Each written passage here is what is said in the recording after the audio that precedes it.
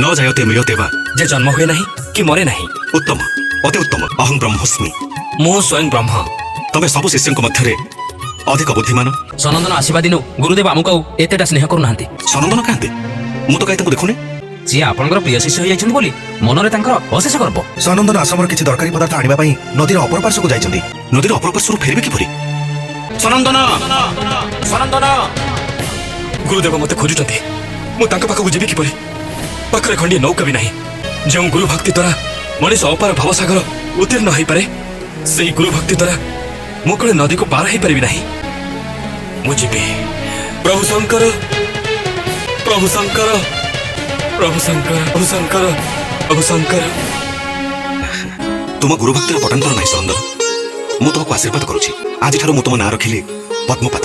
गुरुदेव आमको क्षमा करतु। आमे जो कर्म करिछु सेति पई आमे अनुतप्त।